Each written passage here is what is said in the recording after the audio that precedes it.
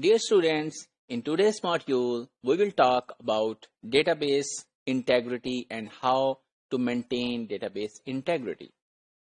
So before starting the discussion on database integrity, we want to review some of the DBMS, and we have classified the available DBMS according to the needs of the users into two broad categories.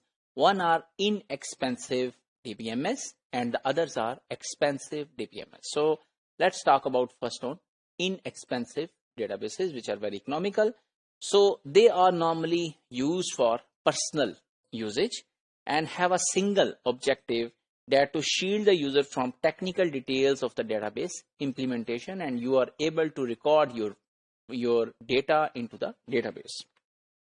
So database maintained by these systems are relatively small and generally contain information whose loss or corruption would be inconvenient rather than disastrous. So this means that if there is a problem, the data is lost, or the data is not integrated, or there is some update which was not required at that time, so such a thing would be considered as convenience that you are, but it would not be considered as disastrous, because these type of databases or DBMS are used by the persons rather than by the corporation or organization. So in inexpensive database management systems, what happens when problem arises, like the user can usually correct the erroneous items directly or reload the database.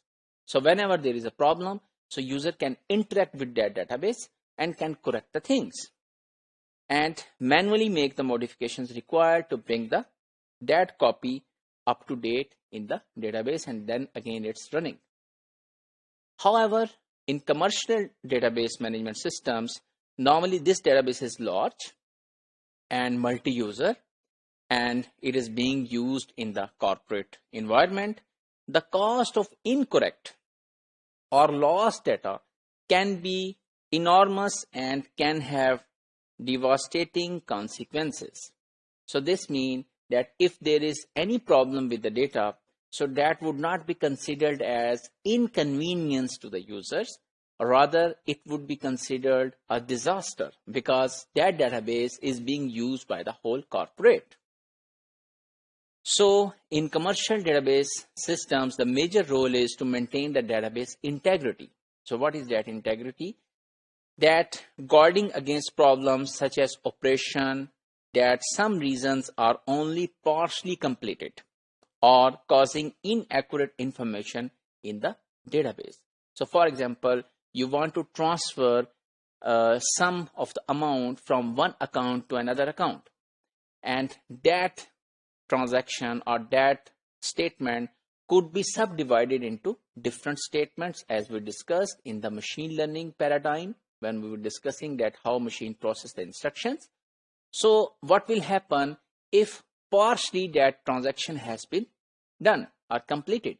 So for example, the amount has been decremented from person A's account, but it was in between and was not added to the account of second person. So this means that your data is lost, or inappropriate information or inaccurate information is there. So such type of problems need a very real attention by the management or administrator of databases.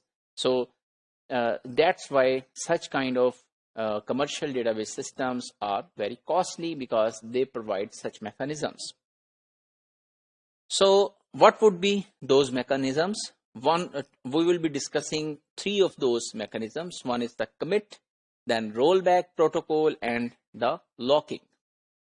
So these things we will be discussing in the next module, that how we use the commit and rollback and how we can lock. So if we conclude today's module, we have learned that what are personal DBMS or inexpensive DBMS and why we need them, and where they fail because they are unable to maintain the real-time integrity of the databases. So in that situation, we need commercial ones. So those commercial ones have certain protocols that they always remain the integrity intact of the databases, which we will be discussing in the next module.